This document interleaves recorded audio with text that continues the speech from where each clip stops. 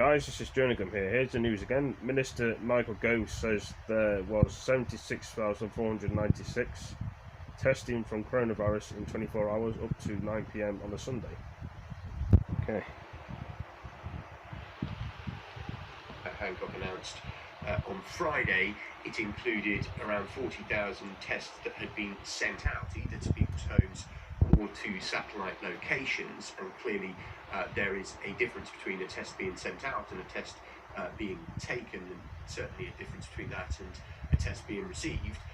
The government's testing czar, Professor John Newton, has said that he believes that the way that the tests have been counted is consistent, and that the whole process has followed a path where it is when the test is instigated, and in the case of home kits, that is the point at which they are sent out. But I think this will fuel criticisms of the government over this testing target and over how the numbers have been presented, particularly in the last few days, because as Labour have done, they have criticised the fact that they felt that the government could have been more upfront in terms of the breakdown of the number of tests. So I think that this number, as I say, of 76,496 tests yesterday, will be looked at and will require some scrutiny as to what the breakdown is, and whether or not the explanation of it being a weekend dip, which of course we do see in the other figures that are presented in other situations, is simply that, or whether or not maintaining that capacity of testing and delivering on those tests over 100,000 a day is something that the government isn't able to sustain. So I think that will be closely watched tomorrow and in the coming days ahead. Expect to hear plenty about that. The other thing that stood out also in relation to testing is that, of course, the government have started or are about to start piloting the test, track and trace process on the Isle of Wight. Now, this is being pointed to as an absolutely key part of how we move out of some of the more severe restrictions on social distancing. In other words, once the rate of infection has been reduced enough, you will get to a point where there can be much more precise, focused and rapid movement to isolate very outbreaks as they happen. A key part of that test, track and trace process is the development of this new NHS app, which will work by alerting people to whether or not they have come into contact with someone in recent days who has tested positive for COVID-19. This will work on Bluetooth connections, we're told, rather than GPS data. They are piloting this on the Isle of Wight, but Steve Powis said that this in itself is not going to be a single intervention that will solve the process. Michael Gove said that it will require significant take-up. At least half of the households on the Isle of Wight, he hopes, will download the app in order to give it a proper test. And just finally, there was a comment from Professor Steve Powis on the Nightingale hospitals, like we've seen at the Excel Centre and in many places around the country, asked whether or not, because they have not been used, it was wrong to build them, and he gave a pretty strong response to that. He said that people would have been 1,000 times more critical if the NHS had not put in the extra capacity and been overwhelmed. They were not built in error, he said. We may still need them. We are not through this yet. We need to maintain that extra capacity.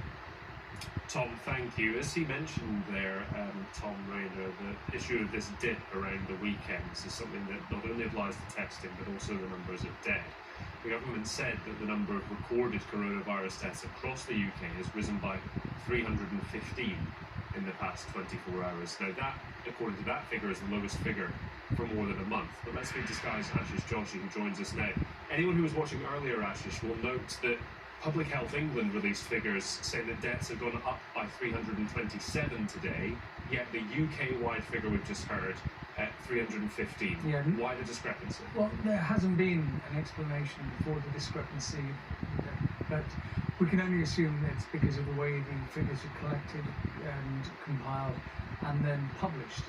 We know that there are difficulties over the weekend collecting these numbers, especially from areas such as Scotland, where they may not be processing these numbers over the weekend, and then taking in all of these to a central database. Remember, Tom, that these are not deaths which have taken place over the last 24 hours, but this is a recording period. So we know that some of these deaths have taken place many weeks ago, but this is when we have come to hear about these deaths, and they've been actually put onto a central database. Yes, you're right. The number given out by NHS England earlier this afternoon was 327. That's the total, the number you see on your screen, the 28,446. That's the total number of UK deaths according to the Department of Health and Social Care. That's an increase of 315 deaths since yesterday. There is a discrepancy. NHS England suggesting there were 327 deaths in England today. Northern Ireland reporting 5 deaths, Wales reporting 14, and Scotland reporting 12. And as Michael Gove said, of course, that these aren't just numbers, but of course these are people who have died, and there are hundreds of grieving families still mourning the loss of loved ones, and we have to remember that when we're reporting these figures. But certainly the trend is downwards, and I think the government is keen to stress that although this trend continues downwards, we are seeing a number of people still being reported as having died because of COVID-19. That number still will be high as we come down off this peak. Ashy, thank you. The Ocean News coming up next. By keeping healthy older people on the clinically vulnerable list could cause social unrest. That's a former pensioners minister's warning. Well, guys and girls, if you've enjoyed that, you want to see more, watch on Sky News or YouTube. Thanks for joining us for stream. See you in the next one. Peace.